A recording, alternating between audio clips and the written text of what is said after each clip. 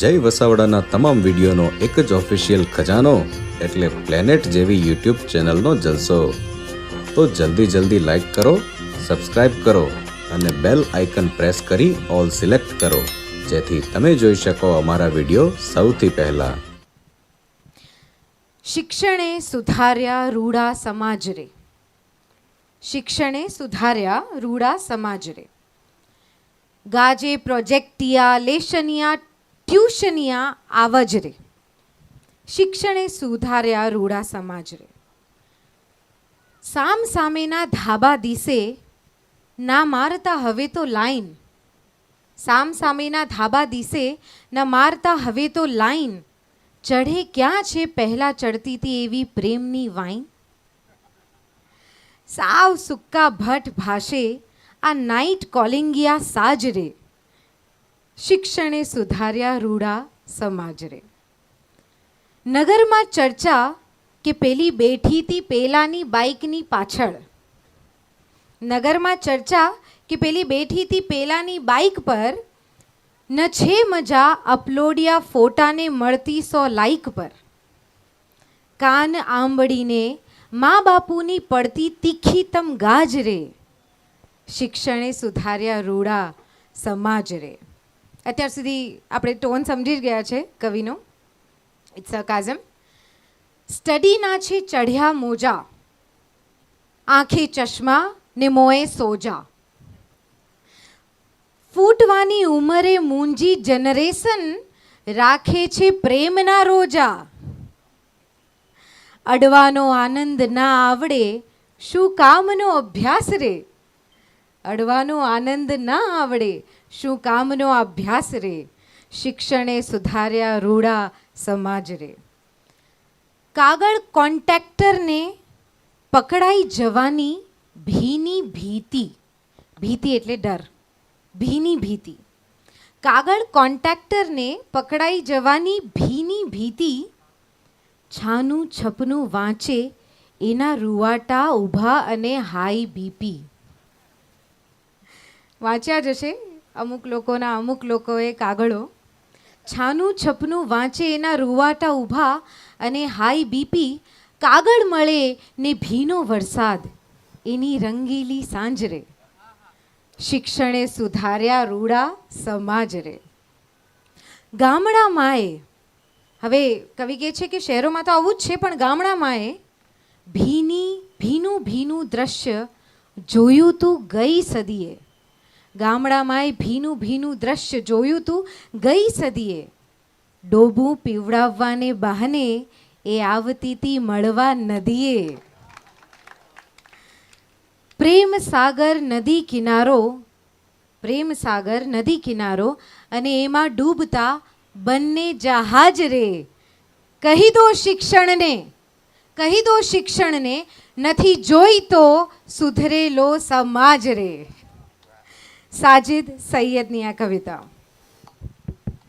એક ખાલી Please. Please. હું તો સવાલ જ પૂછવાની હું તો હતી. સાજિદ સૈયદ વિશે ખાલી કહેતો હતો કે આ શિક્ષક જ છે સાજિદ સૈયદ પણ. એટલે જ એ સમજી શક્યા હશે.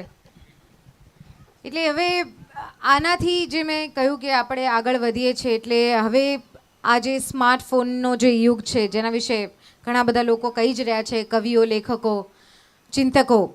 તો તમને પણ એવું લાગે છે કે આ એજમાં, આ જનરેશનમાં એ જે માસુમિયત હતી પ્રેમની, ઇશ્કની, એ ક્યાંય ખોવાઈ ગઈ છે?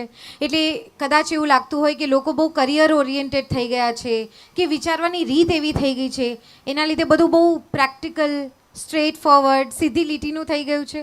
ઘણા બધા લોકોને એવું લાગી રહ્યું છે. તો તમારું શું કહેવું છે? ટેકનો સાવી થઈ ગયા છે એટલે ચૈતન્ય પ્રત્યે આસક્તિ જ નથી રહી.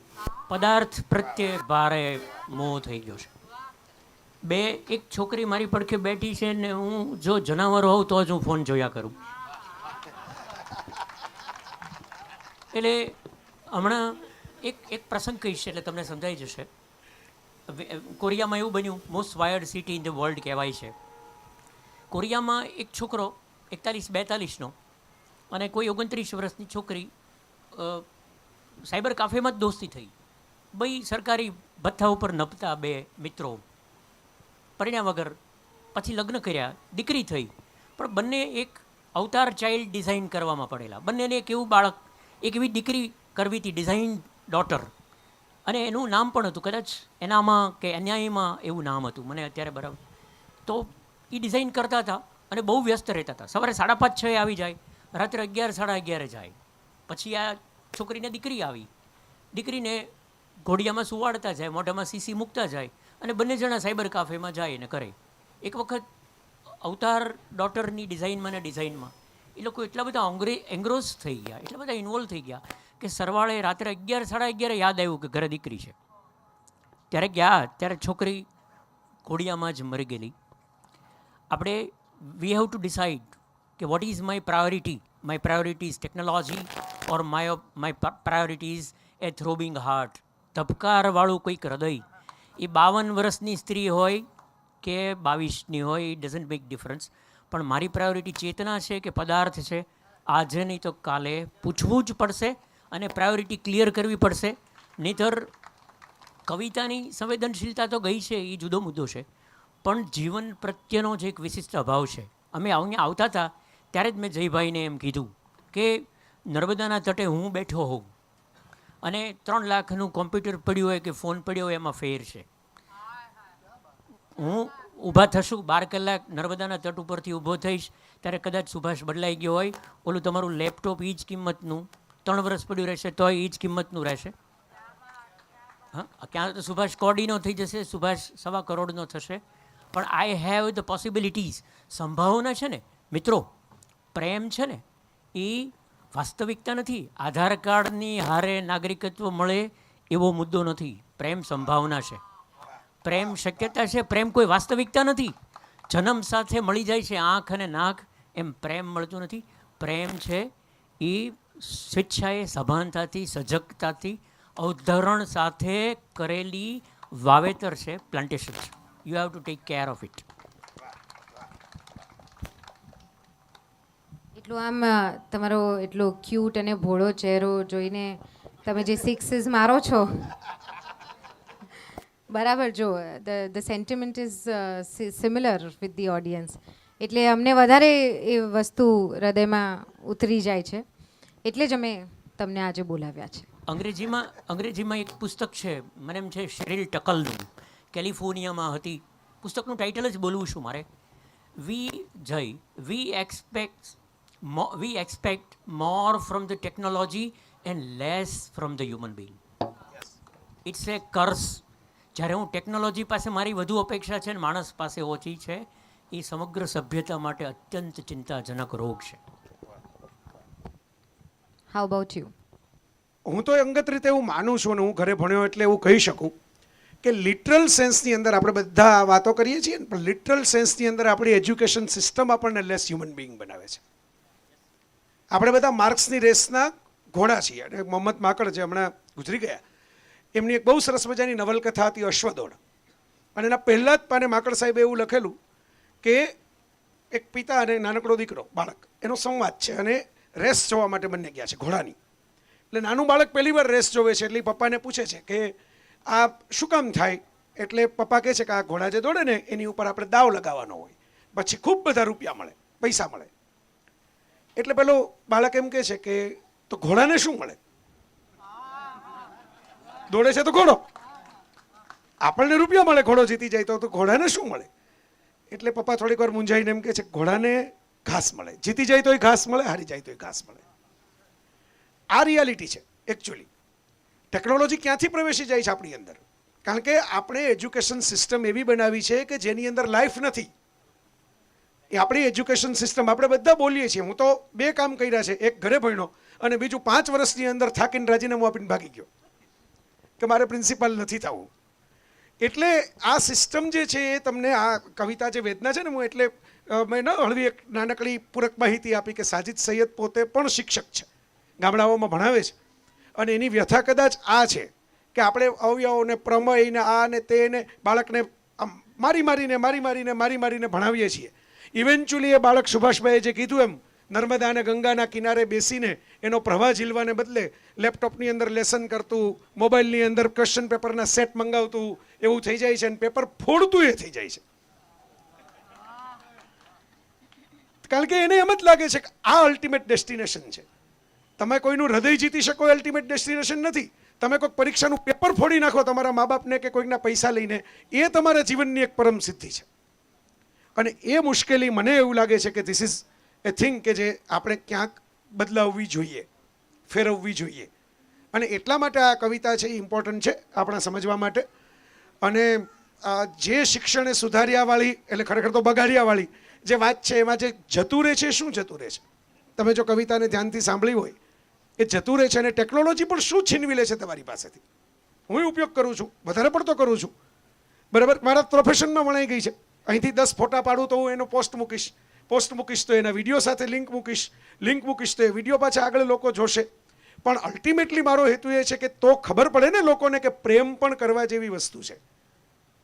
મારા સફળતાના કાર્યક્રમો વધારે ચાલે છે, પણ મારા અંગત લેવલે હું કાર્યક્રમો કરું છું એ સફળતાના નથી કરતો, પ્રેમના કરું છું. રોનકને ફોન એના માટે નથી કરતો પરીક્ષામાં પાસ થવાની ટ્રીક શીખવાડવાનો કાર્યક્રમ કરીએ. હું એના માટે કરું છું કે હાલો આપણે પ્રેમનો એક કાર્યક્રમ વધારે કરીએ. કારણ કે આજે ધોવાતું જાય છે ને, ઇનોસન્સ ધોવાતી જાય છે, ભોળપણ, માસુમિયત. અને માસુમિયત, ઇનોસન્સ જ્યાં લગી ધોવાતી રહેશે ત્યાં લગી બાકીના ક્રાઇમ જે આપણે સમાજમાં જોઈએ છીએ એ થતા રહેશે. સો મારો તો આટલો જવાબ છે. હું વચ્ચે એકનોલોજમેન્ટ જે કરી લઉં છું એ કરી લઉં. રમેશ મેરજા હાજર છે, IAS, અમદાવાદના ગાર્ડન બગીચાઓ એમની પાસે છે અત્યારે AMCમાં. તો મેરજા સાહેબનું સ્વાગત. મારા તો ફેમિલી મેમ્બર છે એટલે પારિવારિક સ્વજન છે. મનીષ મહેતા હાજર છે, દિવ્ય ભાસ્કર ડિજિટલ એડિશન જે છે એના હેડ છે. અમે ભેગા અપડાઉન કર્યા છે. આજે ટીનેજની ઘટનાઓ જે બધી છે એમાં મનીષ અને હું સાથે અપડાઉન કરતા બસમાં. એ ગોંડલ રહેતો, એ ગોંડલથી રાજકોટ જાય, હું પણ ગોંડલથી રાજકોટ જાઉં. એમના વાઈફ અલ્પા પણ છે. તો એટલે એવા મિત્રો, હું ખાલી એકનોલોજમેન્ટ કરી દઉં છું. આને પ્રોગ્રામનો હિસ્સો ન ગણતા, પણ મારો પ્રેમ ગણજો. આ બધા મિત્રોના મોઢા જોઈને મને યાદ આવે એટલા પૂરતો. એક વાક્ય તુષારિકા, વિથ યોર પરમિશન. આ જે નેક્સ્ટ ટેકનોલોજી છે ને, વોટ હેઝ ગોન રોંગ, પ્રેમ કેમ મિસ થાય છે?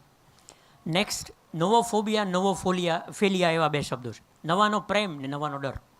તો ઓલું નેક્સ્ટ કરીએ છીએ. મારી સામે સ્ક્રીન ઉપર આવે છે અને હું આની નેક્સ્ટ એટલે કન્ટિન્યુઅસલી હું મને પ્રોમિસ આપ્યા કરું છું ટુ માય સ્ટુપિડ માઇન્ડ કે આ સારું નથી, નેક્સ્ટ વિલ બી બેટર. એને લીધે હું શું થાય છે કે ઇન્સ્ટન્ટેનિયસ જોય, તરત આનંદ આવે છે 2 લીટી વાંચીને, એને ઇન્સ્ટન્ટેનિયસ ગ્રેટિફિકેશન અને બોર્ડમ આવે છે તરત જ. એની પછી તરત જ સેકન્ડમાં બોર્ડમ આવે છે. એટલે ઇન્સ્ટન્ટેનિયસ મજા લેવામાં હું મારી સામે પછીનું સારું હશે એ લાઈમાં મારી સામે આવીને જે જીવન આ પળે ઊભું છે, એને જીવન હોય કે પ્રેમ હોય કે છોકરી હોય કે છોકરો હોય, એને જે એમ્બ્રેસ કરવાની હોય, સમગ્રતાથી મારી સામે આવેલી પળને 100% વાલી કરવાની હોય, એને આલિંગન આપવાનું હોય, એની સાથે સંવાદ કરવાનો હોય, એને બદલે I am waiting for the next and missing the very front present. Very true, very well said. આમાં I have a bit of an addition to do. Because હું આ જનરેશનથી બિલોંગ કરું છું, જેણે 90s કિડ, જેણે બધું જ જોયું છે, લેટર્સથી માંડીને વાયરવાળા લેન્ડલાઇનથી લઈને નોકિયાનો પેલો ક્યારેય ન તૂટતો હેન્ડસેટ થી લઈને સ્માર્ટફોન્સ, બ્લેકબેરીઝ, એવરીથિંગ.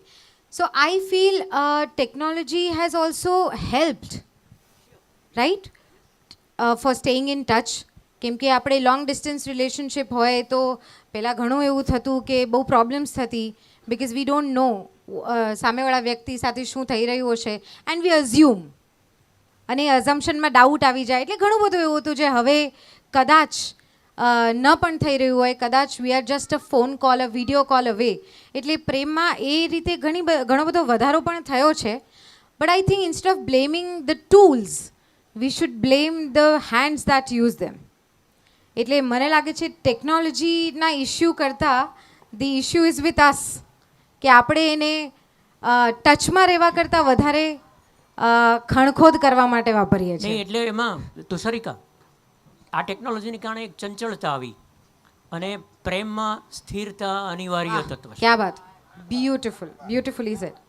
આની જ સોરી આની જ ઉપર એક બહુ જ મજાની ફિલ્મ છે નેટફ્લિક્સ પર I think it is a Malayali film એનું નામ છે modern love I think sorry love today એનું એક નાનકડું concept modern love is a series this is love today I just give you the concept બહુ beautiful concept છે કે એક છોકરી છે એક છોકરો છે છોકરો is average looking and the girl is very very beautiful and girlfriend boyfriend છે અને છોકરો બહુ ખુશ છે કે આ હા મને તો આવી છોકરી મળી ગઈ એટલે head over heels and love with her and everything અને છોકરીના પપ્પા પકડી લે છે કે એ લોકો વાત કરે છે એટલે છોકરીના પપ્પા કહે છે કાલે બોલાવે ને તો પેલી ડરી જાય છે ને એ બહુ લાંબુ લિસ્ટ આપે છે છોકરાને કે આ બધું નથી બોલવાનું તું સોફ્ટવેર એન્જિનિયર છે તું આ છે તે છે એને આખી પ્રોફાઇલ ચેન્જ કરી નાખે છે એ વ્યક્તિ છે જ નહીં જે બનાવવા માંગી રહી છે પેલો કે જે ઠીક હે લવ કે લીએ સાલા કુછ ભી કરેગા ટાઈપ્સ અને પેલો જાય છે એના ફાધર છોકરીના ફાધરને મળવા છોકરીના ફાધર કંઈ જ નથી કહેતા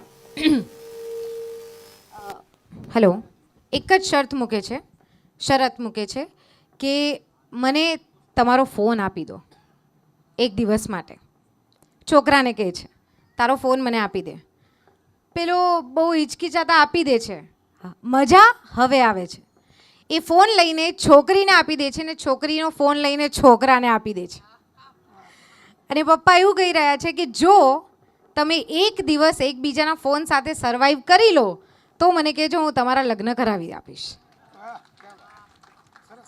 અને પછી જે બધું ચાલુ થાય છે એકબીજાના પાસકોડ ખબર ના હોય ને ખબર પાડવાથી ને how doubt is arisen in their minds અને એ સીડ કેવી રીતે ડેવલપ થાય છે એની ઉપર આખી વાર્તા છે પ્લીઝ જોજો બહુ જ બ્યુટિફુલ કોન્સેપ્ટ છે સોરી આપણે થોડા સાઇડ ટ્રેક થઈ ગયા but that is what technology has come to these days and it is a reflection of our true lives એટલે પ્લીઝ જોજો